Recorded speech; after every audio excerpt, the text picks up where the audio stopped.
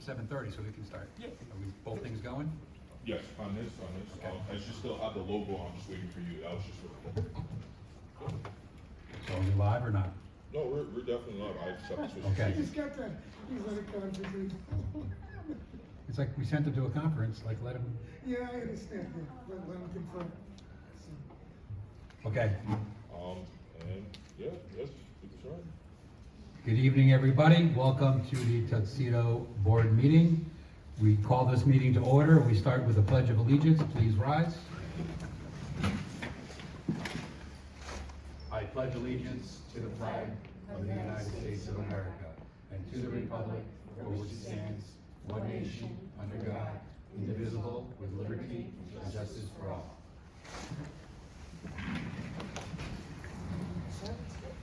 For those people that will listen to this at a later point, we are historically have a lot of issues with our ability to live stream. We are testing a new system tonight, so while we are not live streaming to the public, we are doing a test live stream to ourselves. So I'm going to remind every board member and speaker that when they do speak, make sure they're speaking into one of these microphones for this. We're really using two systems today. So if you don't want to be heard and recorded for posterity, then lean away from your mic and say what you want, but it will not be properly recorded. So we'll give that a test. I'd ask for a roll call at this point. Okay, Gary Havner? Here? Yep, there you go. And also, just so you know, Dante has a sign that he will often hold up to remind people to lean into the microphones. Even though it might sound overly loud in the room, that's what we need for the mixer. Gary Havner? Here. Susan Mitchell? Here. Bonnie Takayuchi? Here. William Clark? here, Bronwyn Rowntree? Here. Chris Scanlon? Here. John Michelle Tijerina? He notified us that he's running late. And Kaylee Donnelly. Here. A quorum is present. Thank you. Next up is the approval of the agenda, and off the bat, we are pulling, I forget where it is, but the policy 1102. We're still short the language from our attorney, so we're not ready to do that tonight. So taking that out, do I have a motion to approve the agenda? So moved. All those in favor? Or is there a discussion? Oh, I'm sorry, second? I'll second. I presumed it was gonna be on consent, but was there any discussion on it? So Well, we have- there were other items I wanted pulled out on some of the consent, but we can. But that's on the consent, this is just the Yeah, overall, yeah. okay. Yeah, this is generic overall. All those in favor? Aye. Aye. Okay, motion carries. We're gonna start with our independent auditors report, and they're streaming in live. So people in the room will watch up on the walls. Give us a second to adjust the cameras and get this live presentation going. Thank you. Good evening, everyone. Can everyone hear me? Yes. Yes. Okay, perfect. My name is Sean O'Malley. I was the manager of the audit team for the recent year ended June 30th, 2025. There is a one-page handout that was included in the board packets that I believe you all have a copy of. I will quickly read off of that one-page handout, and then if there's any questions, I'll be happy to answer at the end. So just first to confirm the scope of services, Naraki Smith was contracted to perform the audit of the district's financial statements, including the extra classroom activity funds, for the recent year ended June 30th, 2025, in accordance with U.S. generally accepted auditing standards and government auditing standards. We began our audit back in the first week of September, which is a timely, efficient Sorry, can I closing interrupt for of one most second? records. Sorry, can I interrupt for 1 second? Thank you. Do we have the handout? Yeah, it was in the board docs. Right, is it in our packet though? Yes, 2.1. 2.1 is a one-page document about 12 Sorry, pages yeah, in, that's it. Yep. That's like this, but it was on the board docs too. Right, I was just looking for it. Okay, got it. Thank you. Sorry to interrupt. Go ahead. No problem.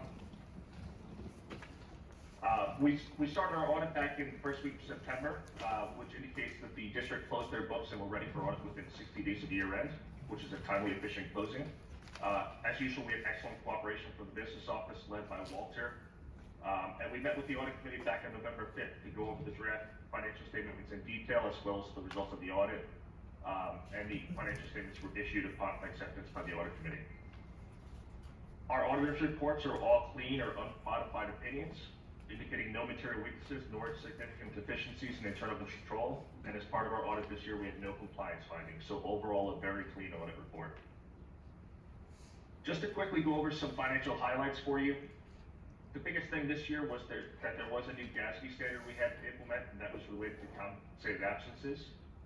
What that did was it changed the way in which compensated absence liability is measured, and that change in standard resulted in a prior period adjustment of about $241,000. Beyond that, there were no other changes this year, so everything else within the financial statements is very consistent with the prior year. The general fund annual budget is within the tax cap as promulgated by New York State and operated positively when compared to budget. Revenues were over budget by roughly $1.1 million due to the Tuxedo Reserve development payment that was received of $1.2 million.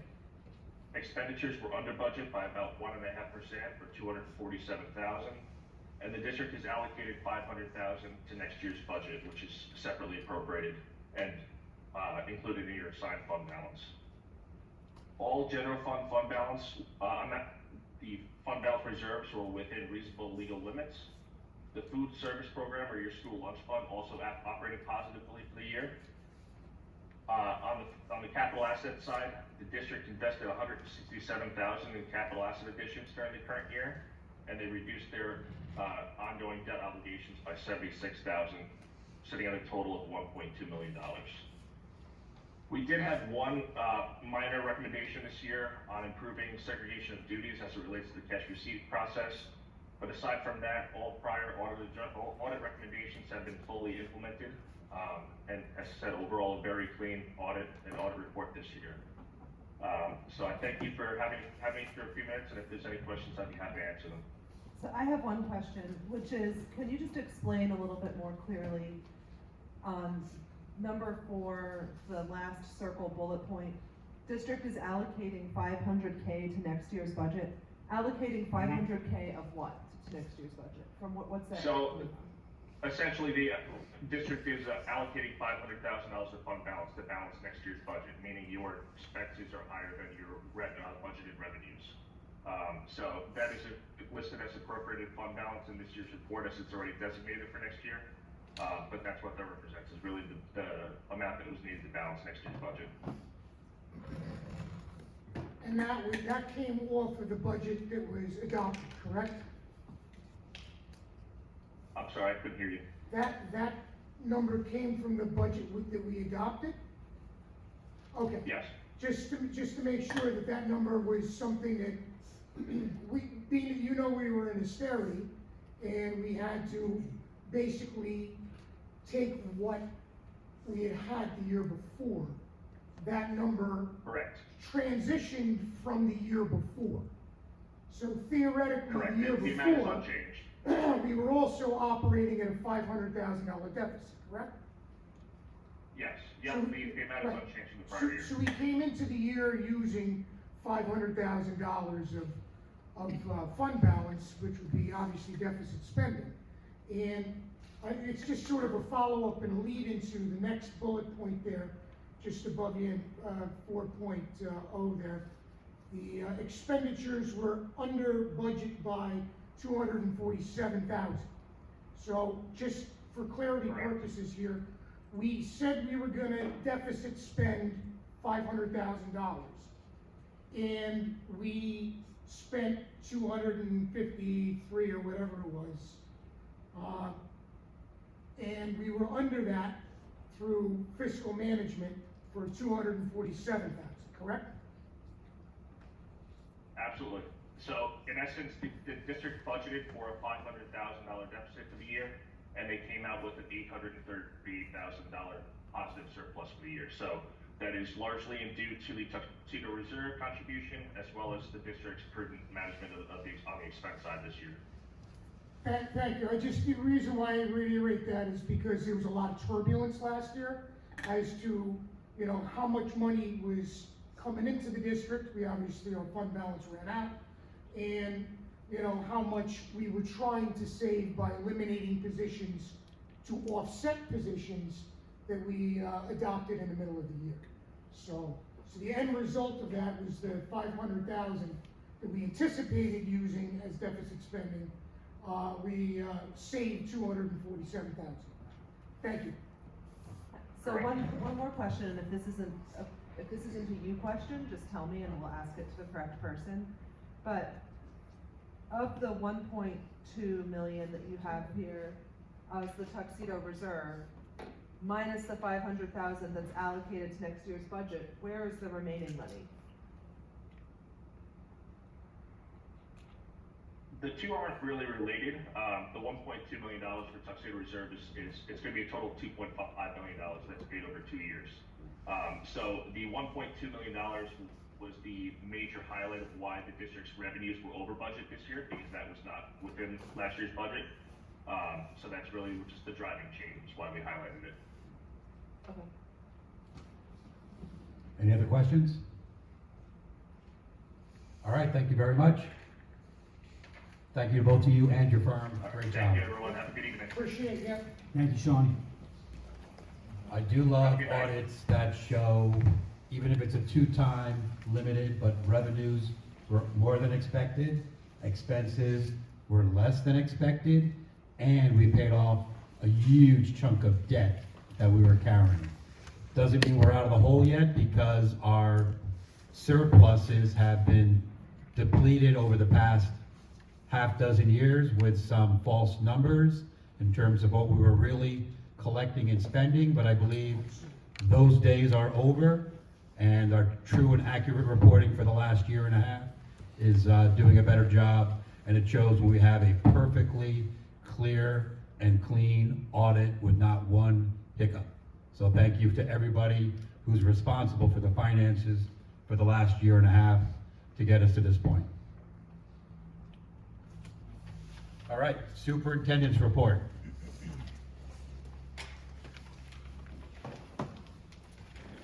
Thank you, Mr. Hebner. I always begin our reports here with the district mission. The mission of the Tuxedo Union Free School District is to engage students in the pursuit of knowledge for academic success, productive citizenship, and the development of personal potential in our diverse and changing world. Working together, students, parents, school staff, and the community provide a safe and secure learning environment where our teachers deliver instruction to meet the needs of each child. The Tuxedo STEM Academies prepare students to meet the challenges of a rapidly changing, global information, communication, and technology-based society, striving together for individual success and a global community. And we've had a great fall here on both campuses, and our time is filled with meaningful academic, extracurricular, and community building events across the district. And we're going to highlight some of those events and happenings with our first report here from our school board ex officio, Kaylee Donnelly.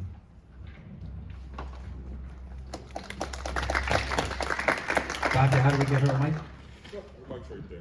Oh, I didn't see it. Okay, it's on the. Oh, I got you. Kayla, you just press the pop. Yep. Yep. Yep. Yep. Oh, don't touch her. Yep. Hello, Board of Education members. Thank you again for the opportunity to work with you this year. I want to apologize for not being able to be here last month. I had a lot of school assignments and exams that week and was very busy. First, I would like to address a question that was asked of me at the last meeting I attended regarding if I had seen any interest in I believe it was a finance club. In my discussion with my fellow students, I had not heard any specific mentions of this, but if you guys would like me to delve a little bit deeper, I can. And since the last meeting, I was approached by a fellow student as other students have voiced concerns to them about the quality of the school lunches. They're not very happy with it, and their parents are voicing concerns that if their kids aren't eating during the school day, they're not going to be able to focus in class.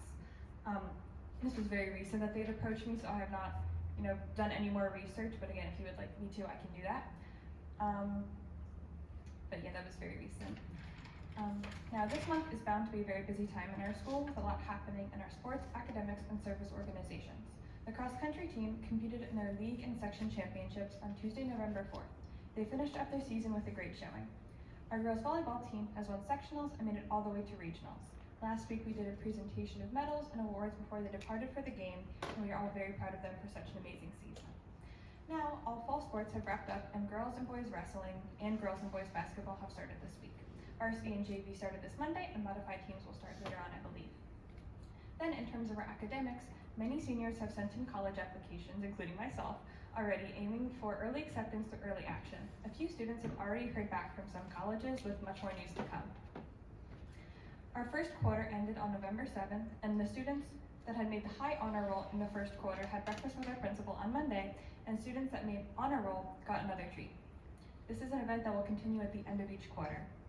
Moving into service and extracurriculars, the NHS had and continues to hold a multitude of spirit days, drives, and has already completed a fundraiser to better fund the organization. Student Council took a trip to Dorney Park for Halloween fun and had fundraised to help cover the cost of the trip as well as Student Council's other expenses. School Picture Day for grades K through 11 has already passed, but Picture Retake Day as well as Senior Picture Day is this coming Thursday or tomorrow. The GGM musical opens this Friday with the Talented Bunch putting on Jungle Book. Then, as the month comes to a close, we have a half day for students on Superintendent's Conference Day and then our regular Thanksgiving break. Then soon after, we have another half day on December 4th and pre-K through 12 parent-teacher conferences. Finally, our GFB winter concert will take place on December 9th. Now, I would like to leave time if anyone has any questions for me pertaining to anything I have covered or anything else you would like to know. I have one question, one comment. Can you please keep your ear to the ground on the school lunch issue? That's something that's been brought to our attention, and we plan on spending some time on that. But some thoughts from the trenches would help. And the other thing is just, we always appreciate your presence here and thank you, but please don't jeopardize a Thursday morning test to oblige ourselves to showing up here. Any suggestions or, feedback on how to remedy the situation with the school lunches? Obviously, workarounds are always appreciated, so. Yeah, I can definitely ask other students about that, but I was thinking about it, and I remember the last time that I really, really loved our school lunches. I know this isn't something that we can easily do right now, but was when we had Chef Anthony here. I remember he had curated a very wonderful menu of stuff. He had like extra soups and stuff, and I remember that was the last time that I really remember like really, really loving the school lunches, but I know that that might not necessarily be something we can easily do. That was just the first thing that came to mind when the student approached me. Sounds good. Sounds good. I just want to thank you as well, and just, feel open and comfortable just presenting any issues that the students have, because that's what we're here for. We want to hear from you guys. Of course, thank you so much. You did a great job with the report. Keep it coming with any suggestions that the student body has. We appreciate the feedback. I will definitely look out for that. Thank you. Okay? I have one question for you to do some reporting on next with your classmates. Can you ask around and get a sense of if there's any sports that we're currently not offering that people might be interested in participating in?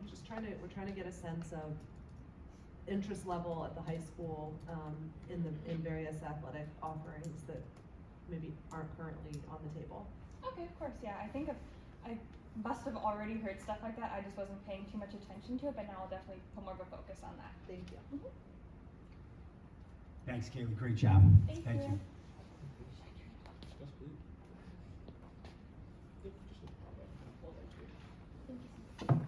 And Thank you. thank you so much, Kaylee.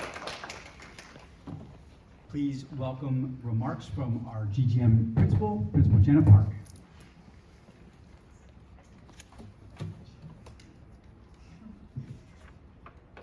Good evening, all. Just going to give a GGM update. So, since we've last spoken and met, we celebrated Red Ribbon Week, and our theme was Life is a Puzzle, solve it drug-free. We celebrated with quite a few theme days. On the 31st, we hosted our GGM Halloween parade outside on Circle Field. We had a great turnout and a lot of positive feedback from our community. As we headed from our parade, we went right into GFB, where we trick-or-treated with the high schoolers and our club advisors, as well as their members. So thank you very much to Ms. Oliva, as well as all of our advisors and our student members for putting that together. We celebrated National STEM Day, which fell on a weekend this year. Students in STEM class with Ms. Klimowicz did some STEM-themed hands-on activities and projects. They also made t-shirts with Ms. Foligno and Mr. Margata. The PTO hosted a Dine to Donate with, or at Chuck E. Cheese, and we got a visit from Mr. Cheese himself. And the PTO is always looking to add members, so should you find yourself available, if you're listening to this, we encourage your participation. On the 12th, we started our GGM clubs, which I have a little bit more information as well about I can share after, but we are hosting our literacy club, math club, as well as art club, so there's something for everyone in our K through 5 building. Tomorrow is our picture retake day, for anyone needing a new picture, wanting a new picture, or who missed the first day. We also have a spirit day on the 21st, wacky accessories day, for students to showcase their most unusual and creative accessories. That same evening, we'll be presenting the Jungle Book, Kids, with the doors opening at 5:30. There's also a second performance, more of a matinee, at 2 o'clock on Saturday the 22nd. The snow date is the 24th. Last year we did run into a snow issue and we had to use that date, so we just have one on the books for now. On the 26th, we'll operate on a half-day schedule. K through 12 will dismiss at 11:30, pre-K at 11:15, and staff will participate in a half-day superintendent's conference day. The 27th and 28th will be on Thanksgiving recess. On the 24th, our PK through 12 conferences will be held. We have 2 sessions for parents, at 12:30 to 2:30, and then more of an evening session, 3 to 5. It allows more flexibility for families to be able to get here and celebrate progress, achievements, and collaborate on next steps as we move forward. And then lastly, on the 12th will be our GGM winter concert held in the GFB auditorium. And then just to share a couple of things about our clubs, we have over 85 signups. So some students obviously are signed up for more than one thing, but we currently have over 85 signups. Again, that is K through 5 offerings for those 3 clubs. And then also just to share about our field trips, I know we had a couple of questions. Everyone, K through 12 either has attended a field trip or has a field trip upcoming, except for our middle school students are in the process of planning one in the 7th and 8th grades. Any questions I can answer? Jenna, Yes, Ms. Todd? did you say the snow date for the show is the 24th? It's this next Monday. Okay. So should either date snow out, rain out, ice, hail, whatever, we will be hosting it Monday evening. Okay, thank you. Anything else? Did you say that their field trips are also happening at the high school? Did you say K through 12? Yeah, so I can share just a bit. So our 9th through 12th graders were offered Great Adventure for an invitational cross-country trip, so quite a few of our students attended that. Kindergartners recently went to Penning's Apple Orchard. Our 9th through 10th graders were invited to a Red Ribbon Kickoff Week event. The 6th grade attended a wolf preserve. 1st graders attended Wright's Family Farm. We offered a Dorney Park trip to our 9th through 12th graders as well. Unfortunately, our American Museum of Natural History field trip was recently rescheduled, but we did just get another date for that today. It's rescheduled for mid-March, so Ms. Bloom and Ms. Bach will be in touch on that. They wound up double booking one of their spaces that would have allowed our students to eat lunch inside. Offering lunch outside in the middle of November was not really a good option for us, so we will be attending in March. Information to come, parents for listening. And then upcoming, recently approved, 3rd through 6th graders will be invited to attend a ice skating trip at Bear Mountain State Park, and we'll have that rink to ourselves, just our school for our students at that time. Excellent. Thank you. Thank you. Thank you.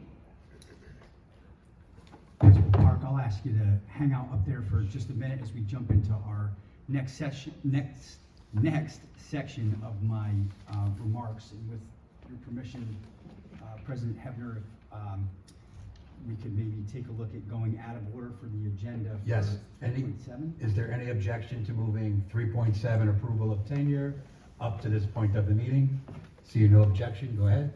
But I'll actually make a motion and then you can talk, how's that? Perfect. So the motion, it's amended a bit from what was, is 3.7, consent agenda personnel, but we're doing it now. Approval of tenure, whereas the following teacher's assistant has completed successfully their probationary period within the Tuxedo Union Free School District, be it resolved that the board hereby grants tenure to Megan Rowe in the teacher assistant tenure area effective November 17th, 2025, as recommended by the superintendent. Do I have a motion and second? So moved. Second. But before we vote, I'm gonna turn it back over to the superintendent for a moment. And before we do take our final vote, Megan, this is always the best part of our meetings. And we want to congratulate you and thank you to your service to our students and community. And Ms. Park would like to take the microphone here. Yeah, great. Hi, Ms. Rowe.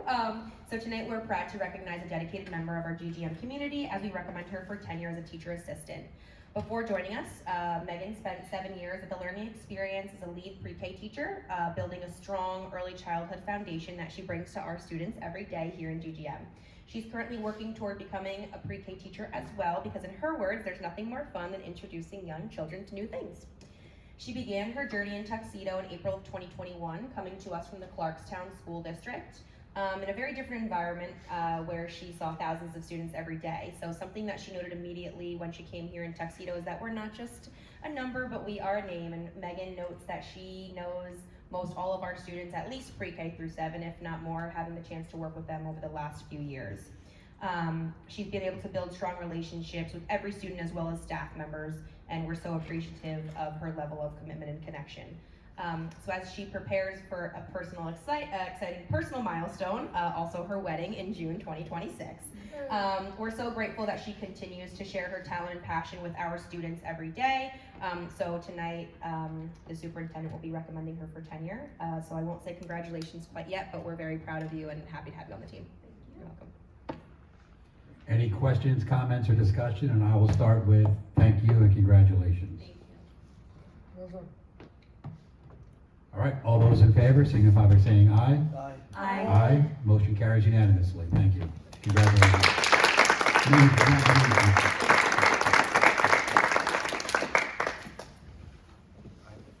And thank you, Principal Park. I'm trying not to be redundant to Kaylee and Principal Park's messages here, so I'm gonna squeeze out some of my highlights here on just some of the events, but other recent and upcoming events that we did want to highlight. We did have our SUNY Free Application Week for our seniors looking to the college route, and also Red Ribbon Week on both campuses to promote a safe and healthy school environment and positive decisions for our students. It was highlighted by our participation in the countywide kickoff and spirit-themed days at both GGM and GFB. And our PTO had a great general meeting with a movie night. Our NJHS and NHS also hosted a movie night for our 9th through 12th grade students. It was a great Halloween parade for our GGM students, and they also got to tour through GFB, where our students and staff also participated in treats for our youngest scholars. Also on November 4th was our Superintendent's Conference Day, where staff participated in professional learning, including Stop the Bleed training for all staff, and we continued our work on our new literacy curriculum with our phonics work in Foundations and Words Their Way, as well as with Benchmark Advance, and additional curriculum planning and writing occurred throughout the day. Congratulations to our National Honor Society and National Junior Honor Society inductees. Mrs. Jones and her officers led an outstanding school day ceremony celebrating our inductees, and a special thanks to all of those students for their work in our schools with the Canned Goods Drive and leading our recognition of Diabetes Awareness Day. Thank you also to Mr. Margata for leading the recognition of National STEM Day, also at GFB. Throughout the month, we were able to celebrate our high honor and honor roll students, as Kaylee pointed out. Our student council led the trip to Dorney Park. Thank you to Mrs. Castellanos and the other chaperones for that event. Our state exams for the January Regents have taken place, as well as our grades 3 through 8 ELA in math and 5th through 8th grade science, as well as our NICESLAT and NICETEL exams for our E&L students. Additionally, our APPR evaluations have begun in both buildings and are on pace for the year. And tomorrow, just to highlight again, our picture retakes, as well as our senior photo day. And I'll also join Principal Park in wishing a break a leg to Mr. Johnson, Ms. Schiller, Ms. Velastro, and Mr. Chan, and all of our GGM students participating in the Jungle Book production this weekend. A reminder to all families, a half a day on November 26th, as well as a superintendent conference day in the PM that day for staff.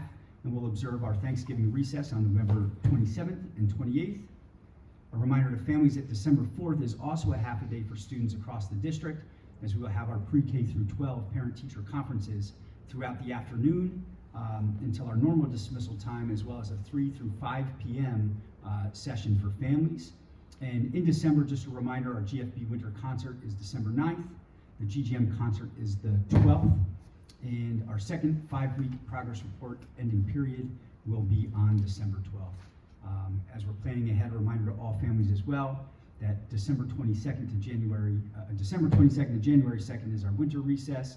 Hard to believe that we're already knocking on the door of those events. And lastly, to wrap up here in athletics, this past month marked the end of a successful fall season, highlighted by the varsity girls volleyball team winning their 3rd consecutive sectional title and advancing to the regional final of the state tournament. And they made us so proud while they competed there. Congratulations to our coaches and team.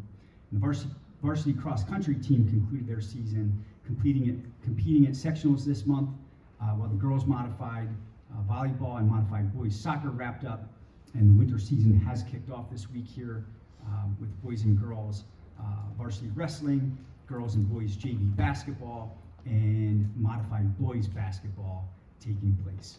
The modified teams will begin after the break. And that concludes our report for this evening. Thank you. Jared, one thing, the canned food drives? Sorry, you have to speak into the mic. Yeah. Hold on, didn't count. Start over. Canned food drives? Yep. Or, did we mention them? I'm sorry.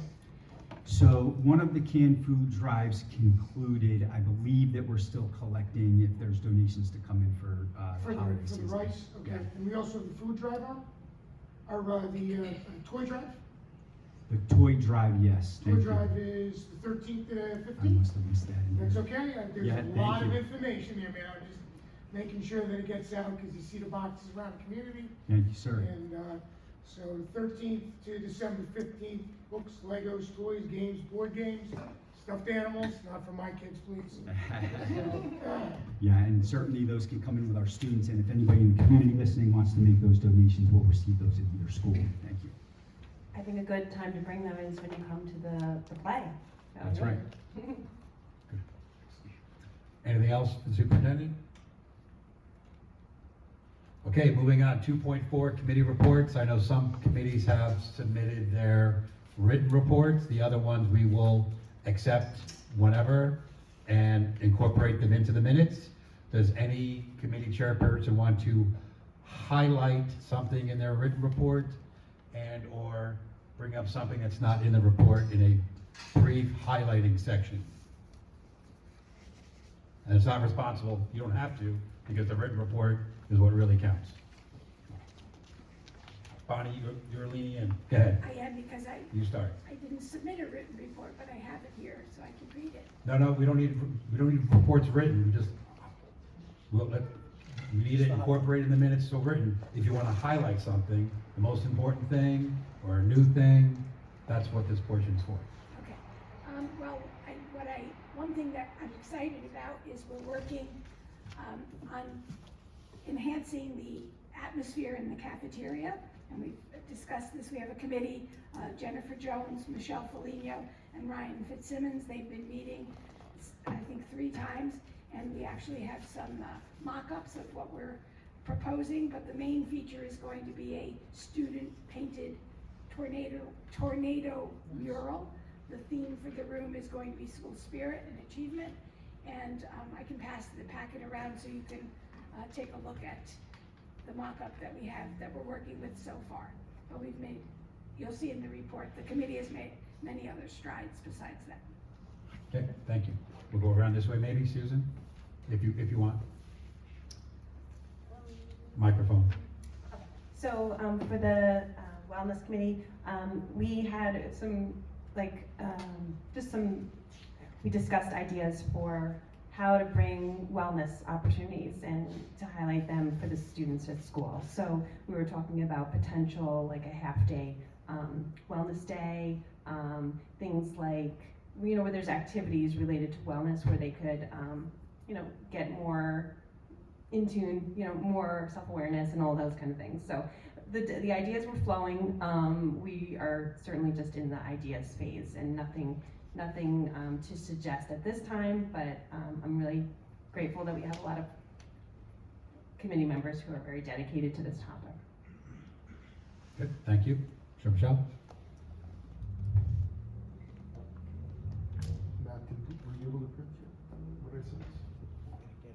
Okay, I'll resend, ignore the one I sent, and I'll send out a new one, because Walter just made some edits. I'm sorry, Michelle, can you speak up a little bit louder? Yeah, can you hear me? Yeah, it's just you're coming in low. Okay, how's that? All right, so, yeah, Walter and I were just talking about the numbers, and there's some amendments made from what I had submitted, so I'll resend you a fresh one. From the audit committee and the contingency budget committee meetings, the presentation from the auditors and subsequent contingency budget meetings showed that the first payment of Lunar funds of $1.25 million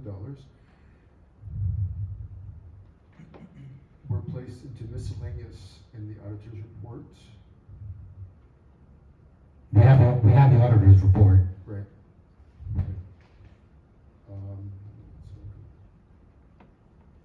The auditors explained that $500,000 of these are kept as current year appropriated fund balance. The current balance remaining unassigned fund balance is $847,839. The school, of course, received a second payment from the NAR in spring 2026 of $1.25 million.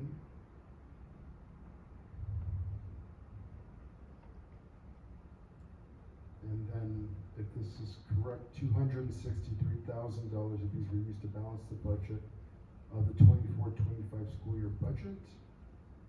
And then second, relating to the prior conversations we held on winterizing the elementary school, that is temporarily moving the students from the elementary school into the high school building to save costs while the facility is winterized, saving on space and utilities. After discussions with the school leadership and a few board members, the logistics of exploring winterizing the elementary school would cost significant funds, which we don't have at the moment, and take 4 or so years to bring to fruition. The Lennar development is anticipated to bring the students and increase the tax base significantly.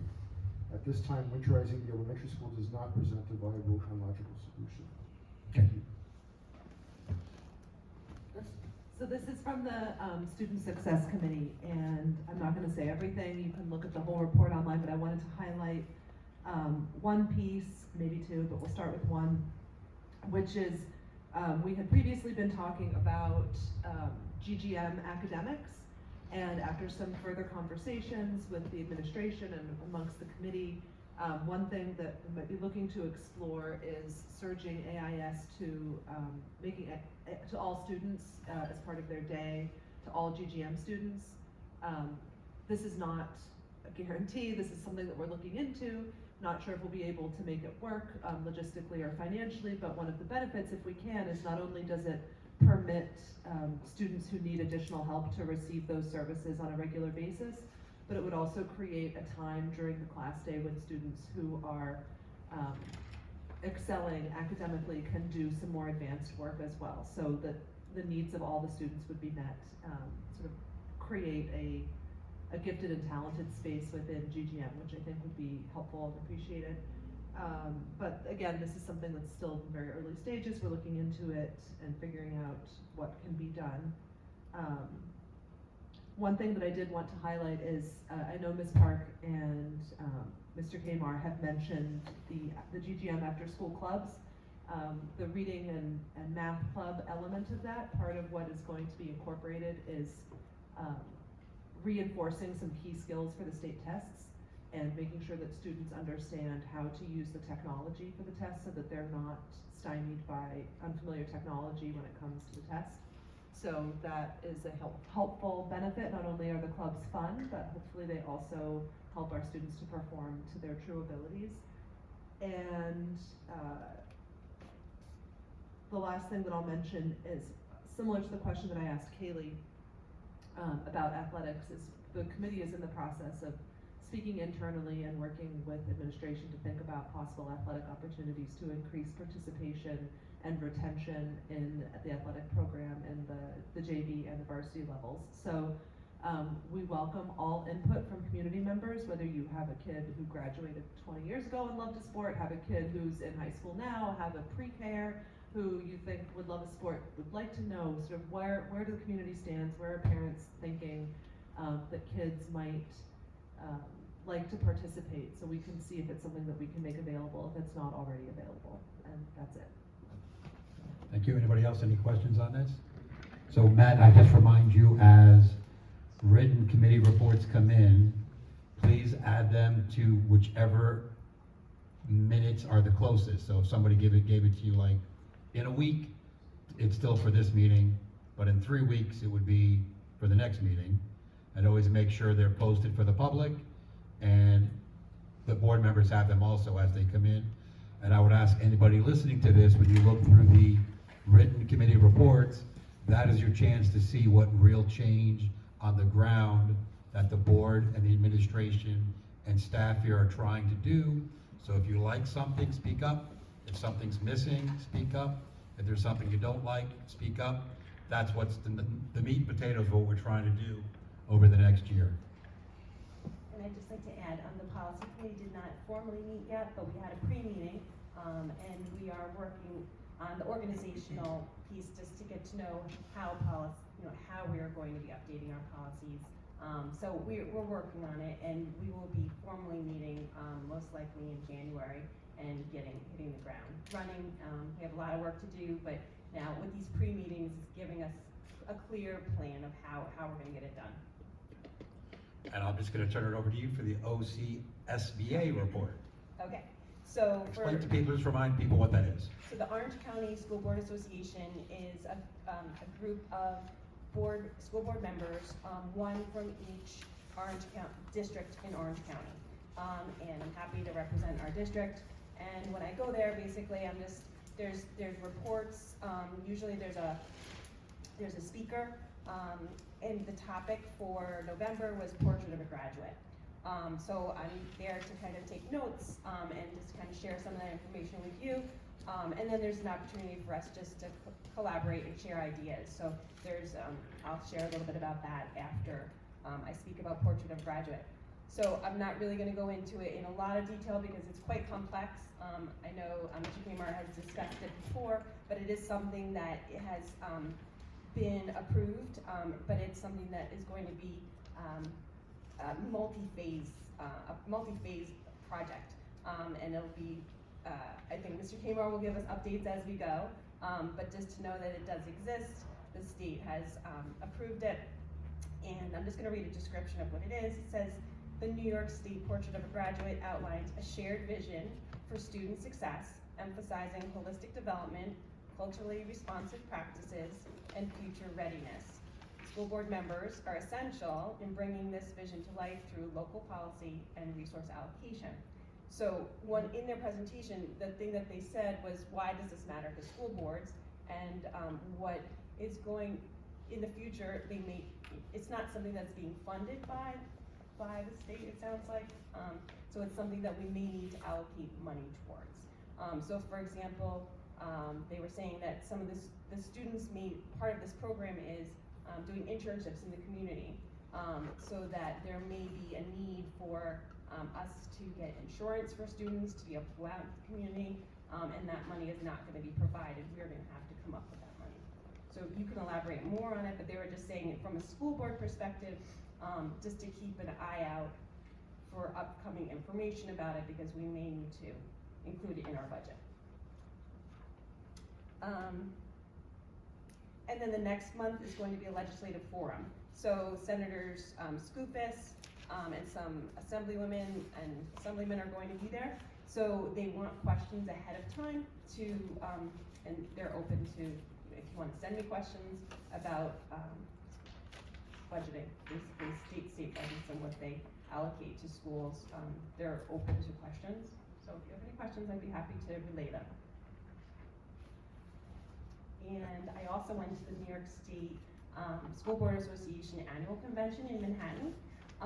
Thank you for the opportunity to do that and to to support me in doing that for us. And I want to, there's so much to share, so throughout the year I will digest all that information and send it out to you. But I went to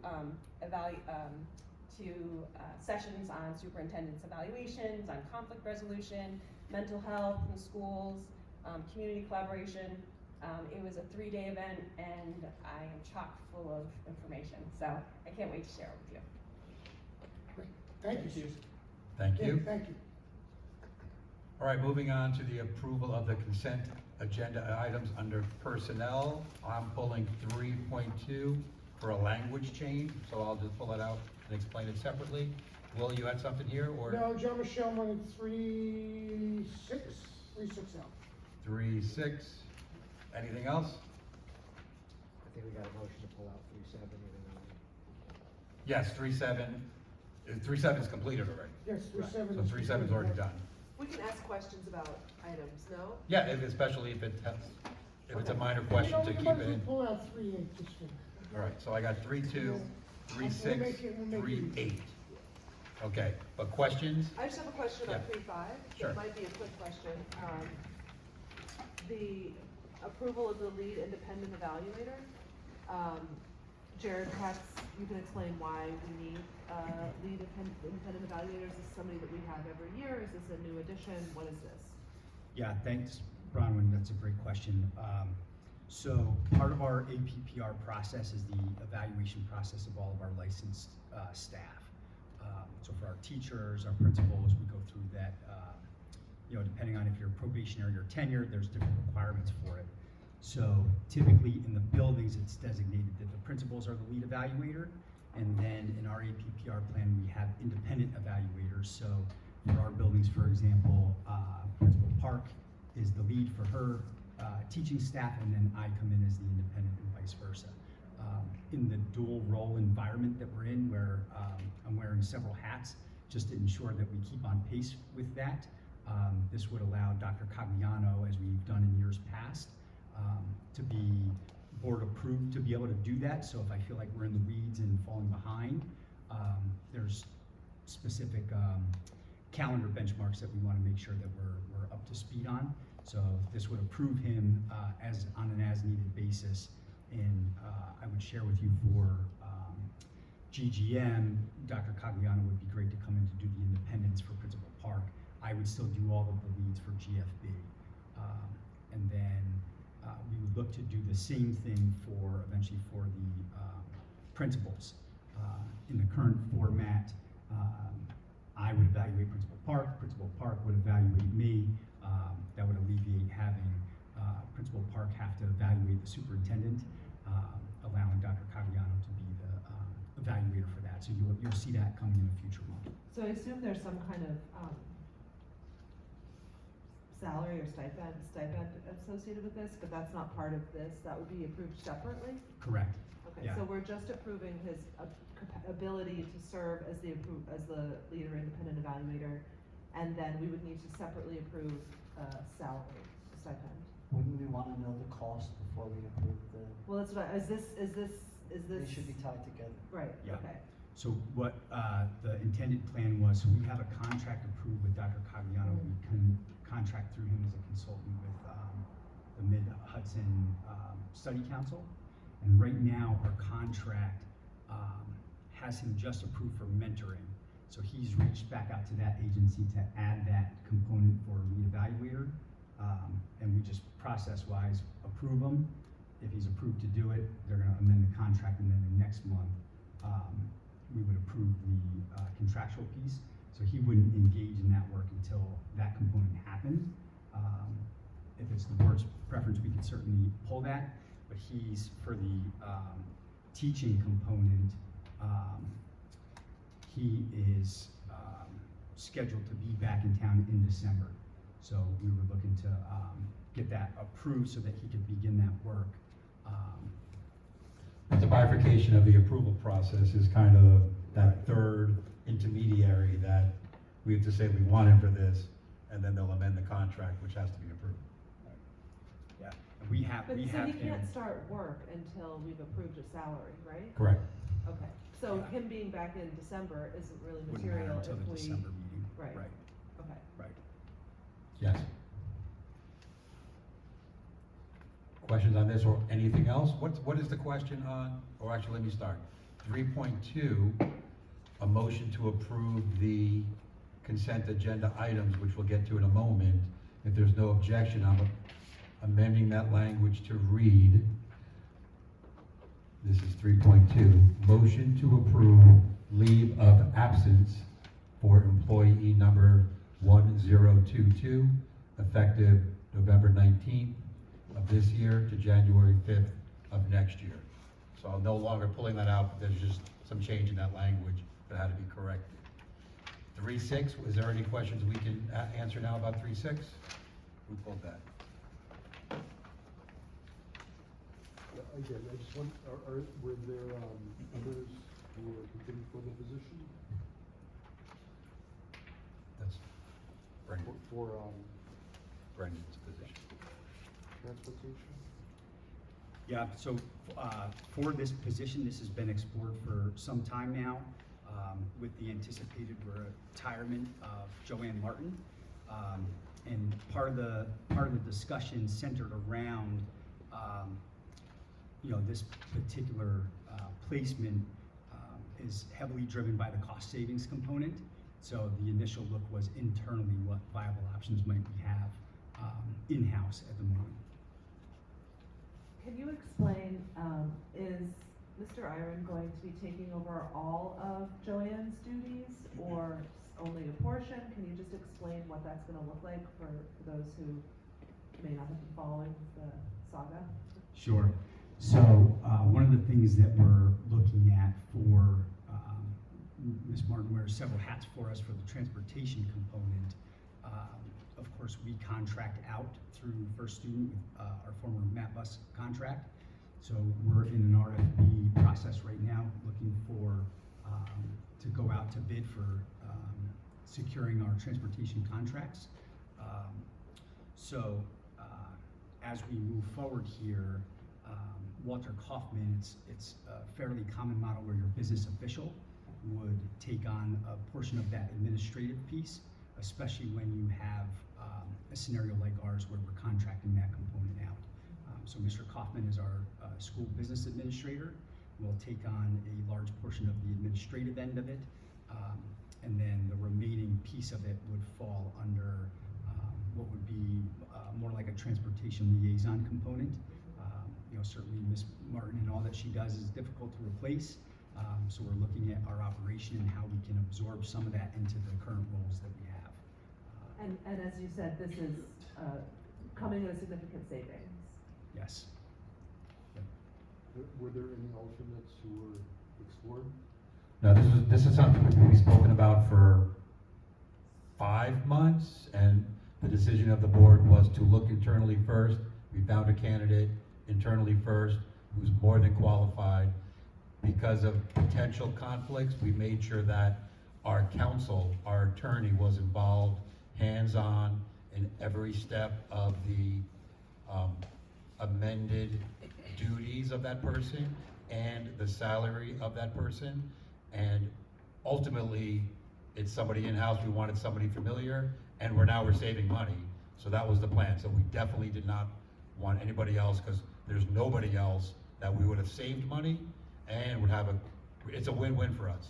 We're spending less money than we would have, parsing this out to an outside person and or a new person, and we have somebody who's intimately aware of our facility. So it's a win-win. So the short answer is we didn't look because that wasn't the plan, and that person doesn't exist. And then relating to the TBD for the, That's only because the TBT was only because the parties, meaning the school district and Brendan and council, our council on behalf of us, only finalized that, what time? This afternoon. I'm not sure what time it was, but like 4 o'clock, 5 o'clock? Yes. So that's why. So But we do that's- have it, we have a number now, and Yes. when we vote on it, we can replace the TBD with a real number? Yes. And that number is $112,500. Did I say that right? I have the number written in my head, but to make sure I said it correctly. $112,500, which is ultimately a savings for all the work that others used to do at higher salary.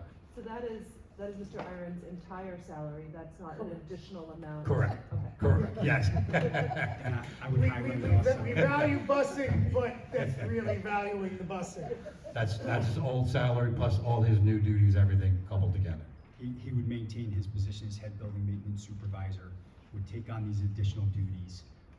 And I would also highlight for Mr. Iron, you know, in addition to checking a lot of the boxes, you know, knowing Tuxedo intimately and being from here, also serves locally on our law enforcement staff and knows all of the routing, locations, stops. So a lot of the things that we would need troubleshooting outside of the administrative realm, in sort of a day-to-day operation. You know, he's got a great knowledge and skill set that would lend to that. The 112.5, how much of that is specific to this and surplus of his other duties? I do not have the number in front of me, Yeah, that's something Walter might have at his fingertips, but I don't think I don't have that. yeah, current salary's in the $81,000 range. So who has to pull 3.6? Can we put it back in? Are there still? Okay, so I'm putting that back, in. The last one someone suggested to pull was 3.8. Is there? 3.8, yes. Is there a question about that? We can maybe No, say? I just wanted to say that Mr. Lawler, I haven't met him personally, but I understand he's joining the New York City Fire Department Academy. I don't know, he's either gonna be an EMT or he's gonna be a firefighter, but either way, congratulations, and, you know, onward and upward, so. I've actually- Don't put away your mop, because you're gonna be mopping a lot of floors, I can tell you that, Brendan. I've actually met him through the PTO, and he has been a fantastic asset to the school. I'm very, very happy for him and wish him the best of luck. He's on to bigger and better things, and as a non-fireman, that's tough for me to say, but I'm more of on the other side of the police-fireman conflicts here. But I want to say good luck and good luck in all those future endeavors with the bravest people down there. I just have a quick question about this, and this may be something to think about. I'm not necessarily expecting an answer, but if we're losing one custodian, is there an anticipation to hire a replacement, or is there a possibility that the staff can function one man down? Just from the budget of the past 2 years, we've kind of decided that we can't use less custodians. There'll be things not cleaned on a regular basis. So we've already answered that multiple times in the process of doing budgets and trying to cut things. So I'm presuming that we're gonna have to, people will have to work harder, but we will have to make that replacement as soon as possible. So the answer is we will be replacing the. Well, position. not tomorrow, Not tomorrow, but but yes, it's been as soon as we budgeted can, for, right? and yeah. But we've already kind of we've looked ways to cut custodian staff to what multiple boards believed was a minimum staffing, Yeah, for sure. and that's where we're at. Yeah, it's gone on for years. Right. I All right. also would like to thank Dylan as well, and echo what Susan said. I think our custodial staff is great to deal with. I've been here after school a lot the last week, setting up for the play and helping with that. And no matter who you ask for something, they just jump in and get it. You need a table? Sure, I'll be right down, even though they're in the middle of something else. So I would like to echo, as I said, what Susan said. They're very pleasant to deal with and very accommodating to the needs of anybody who needs them at the moment. I would echo the same for the extracurricular sports activities that we do in the evenings. All the custodial staff is excellent, great to work with, very amenable to anything that we need. So thanks again, Dylan. Best of luck. Okay, so looking for sorry. I didn't ask to pull 3.3, but could I just ask a question Yes. about it?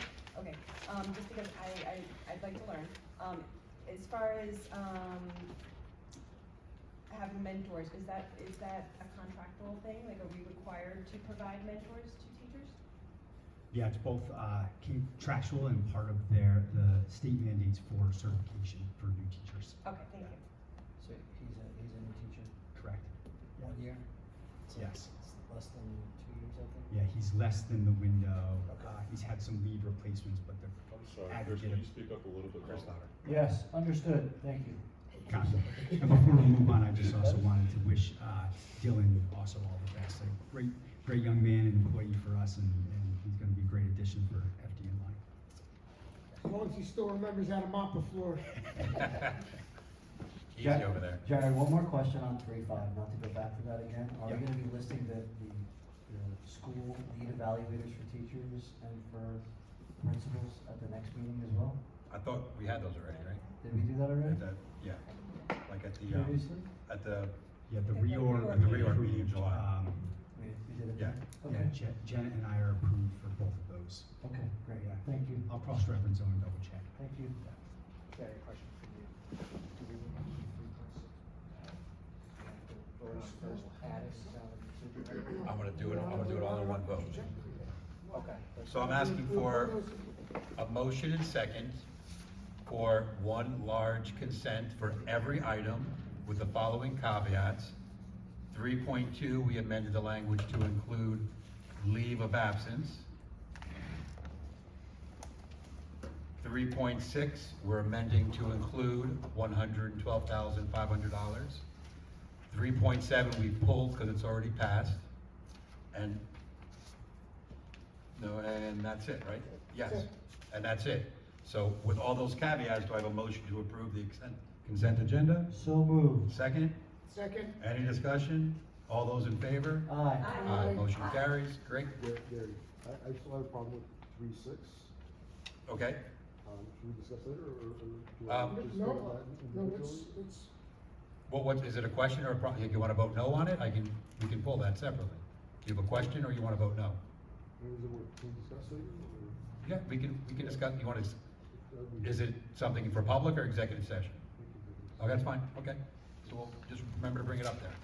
so you wanna, do we need another motion, and do we have to revote minus, Not yet, we'll see we'll see if we have to do something on the way back. okay? We've already carried it. Did you vote yes for the consent? Aside for 3.6, for everything else you mean? You can't do that, so you gotta, that's what I mean, you gotta That's vote. why I'm asking. Right. She wants to pull out 3.6, do we need another motion? For ne- For the consent minus 3.6? No, if you voted yes but for that, then your vote is a no vote, even though you pointed out you only had a problem with one thing. So it's not unanimous, but it's 6-1 for the consent agenda personnel with one no vote, but you put on the record that it wasn't for all the items, it was for one particular. Just 3.6. So the motion is carried, but you've made your exception on the record, okay? Okay. But we can still discuss it upstairs if you have a question. Okay.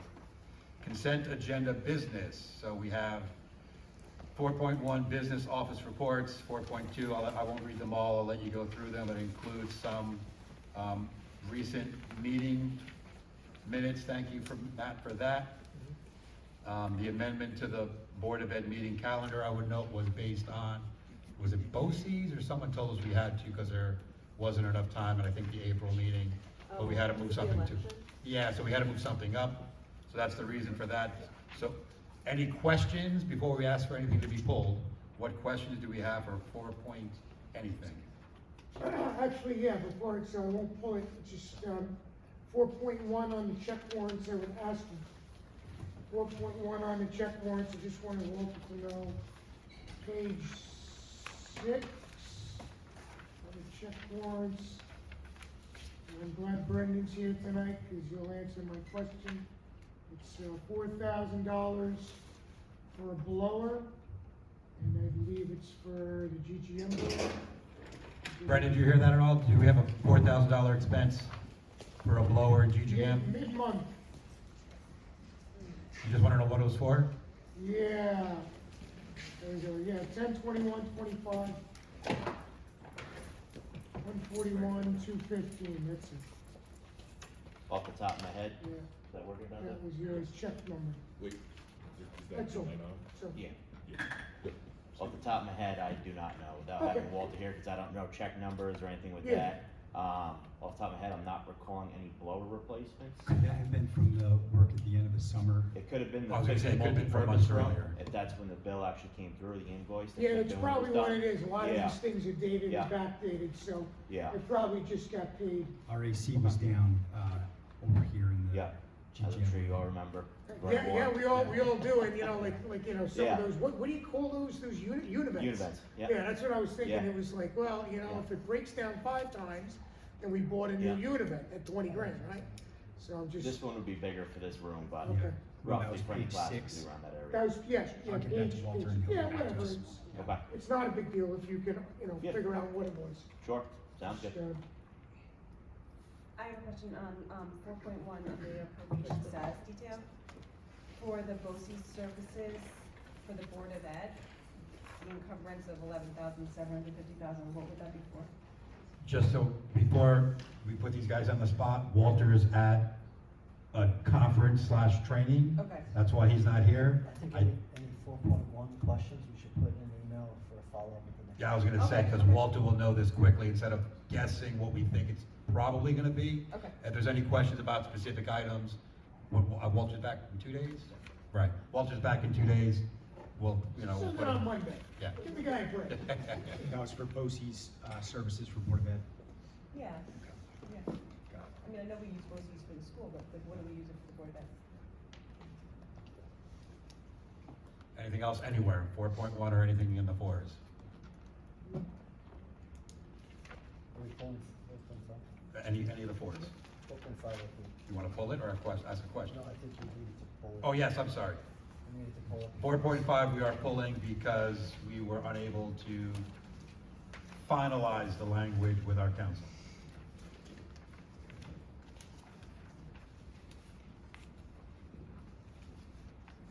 Nothing else, all right, so with 4.5 pulled and tabled, do I have a motion for the consent agenda for all the business items? So moved. Second? Any discussion? All those in favor? Aye. Motion carries. I wanted to note one thing, it's not really a question, but in the enrollment report, we asked Matt to give a rolling total, so now we can see trends for over the past year, and that's interesting because the new format that Matt is doing the report in, I noticed that our out-of-district students that found us and pay money to come here over the past year is up 21%. Sorry, I'd love to take credit for that, but it's Mary Dixon. Matt, you're too honest, I didn't know that, so thank you, Mary, but thank you for being honest, Matt. I'm so sorry, no, but I couldn't hear Matt. Matt said thank you, but he wanted to note that Mary Dixon actually prepared that report. So, he's honest, and thank you, Mary, for doing this report. So our out-of-district enrollees are up 21% over the past year. And I did a little research today looking at our overall numbers over a year.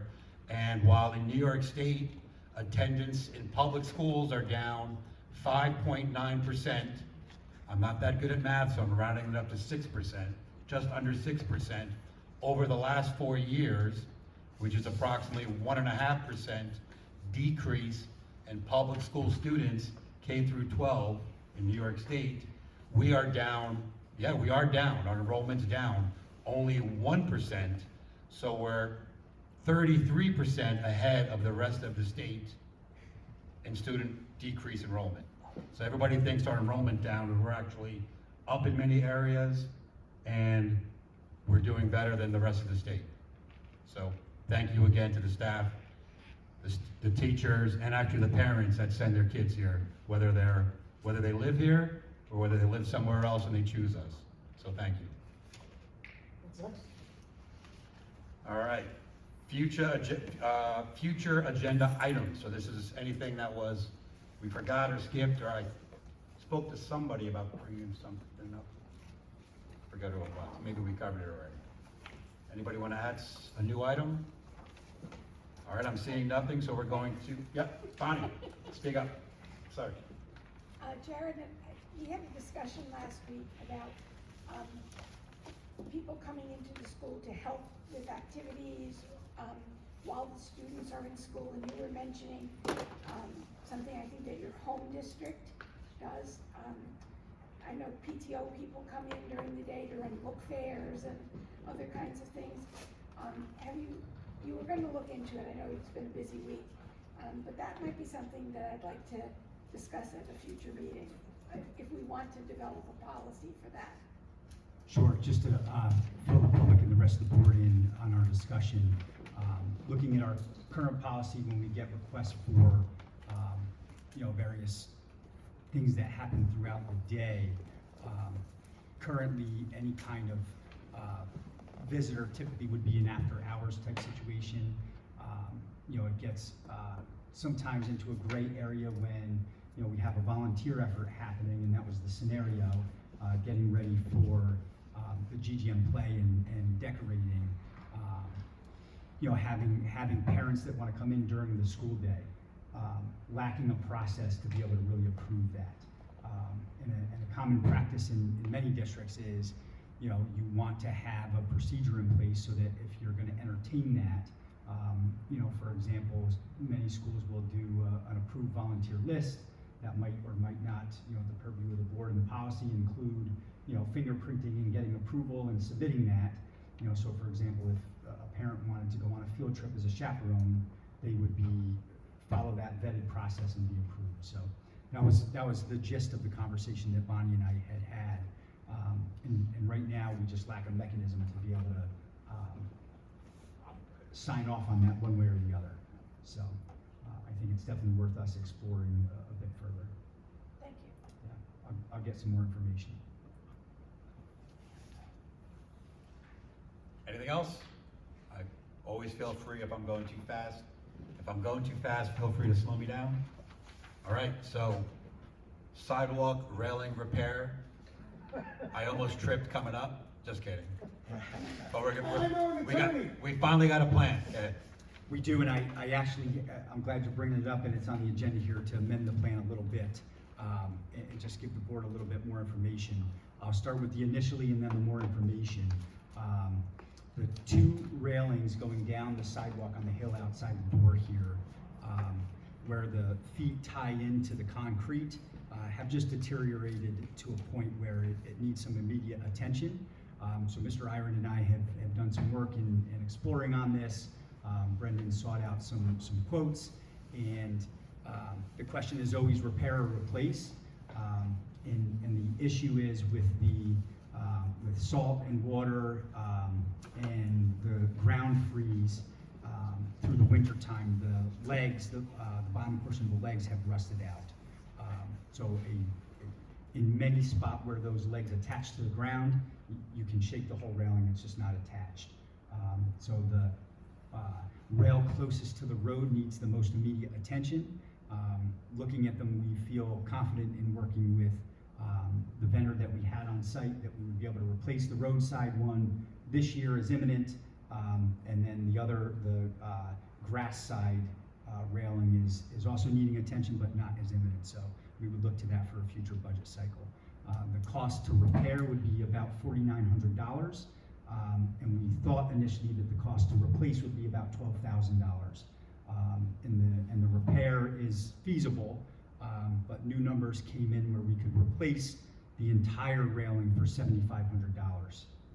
So while my initial recommendation was looking at repairing with a cost difference of $4,900 to $12,000 now, it's now looking like it would be more like $7,500 or so to replace the entire rail down the roadside. So that's the updated information I have for us to decide upon. We still think that with the temperatures, that if we had to go for your consideration and get additional quotes and explore that further, you could approve it tonight, or we could still approve that in December and be able to get that in before the ground freeze.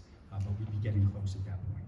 So I think for safety reasons, right now, it looks like a David Copperfield magic trick out there, how it's even standing up in the first place. So my inclination is to approve the $7,500 tonight. I don't want to wait until it falls down, because we can't do it in a month's time because the ground's too frozen. I would just agree, add, safety, it comes first, so I would say we need to vote for it. I would just add that under the $4,900, it's board discussion, it's under $5,000, we can go ahead with a purchase order. Once we get above that $5,000 mark, a general accounting practice without Walter here would be to secure additional quotes and then land on the appropriate quote to do that. We still would need to follow through with that component. What I could recommend to the board, if you approved an amount up to. Right. And then we can secure the quotes, and if it's, you know, it's either gonna be $7,500 or less. Or less, right, exactly. We can do it that way, or if you approve, let's say, up to $8,000, and, you know, if there were any wiggle room in that budget. Right, that's what I was gonna suggest. I was gonna ask for a motion to up to $8,000, just in case our current low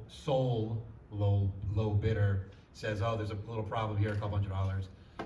But obviously, if we find someone cheaper, this amount will cover it. So we're not saying this vendor, but whatever vendor pans out as the best and lowest bid, as long as it doesn't exceed $8,000. What's a typical time frame you have to give for people to bid, since we're up against a weather crunch? Yeah, if I said bid bond, forgive me, I should have said quote. Quote. So we wouldn't go to bid, it would be something we seek additional quotes on. So you're just comparing the industry cost and making sure that you're accounting for a good number. I'm sorry, forgive me, the railing goes into concrete? Yeah, the railing goes into the grass or the sidewalk? Concrete. It goes right into the other side, there's a portion into the grass, or that's also concrete? Both the railings in question are in concrete.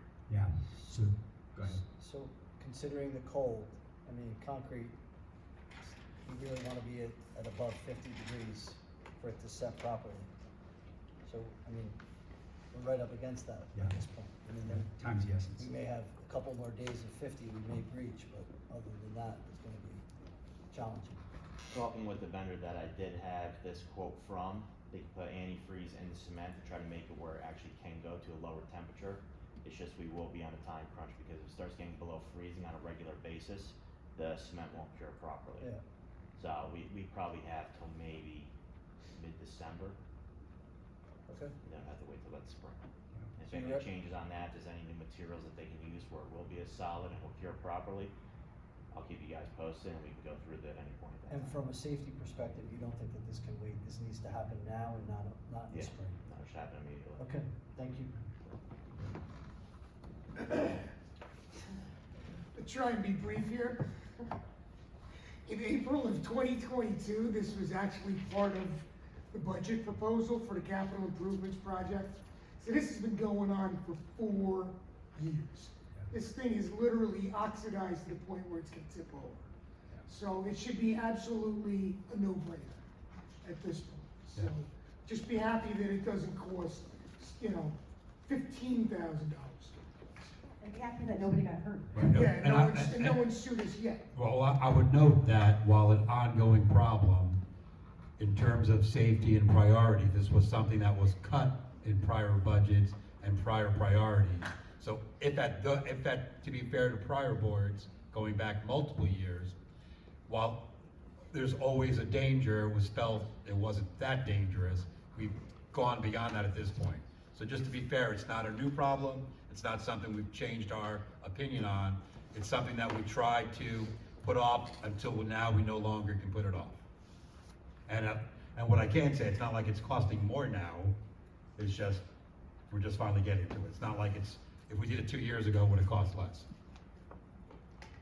So let me start, do I have a motion for up to $8,000 for whichever vendor or contractor we find to be the best and lowest, meaning combination of both? So moved. Second? Any other discussion or questions? All right, all those in favor? All right, motion carries. Are there any other agenda items people want to add under new business, old business, anything we forgot? Is there anybody here who would like to speak for public comment? You four over there? No? You over there? No? In the back?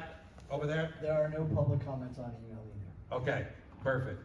All right, so we're gonna enter an executive session based on the amount of people left in the room. I'm gonna suggest that staff be released and go home.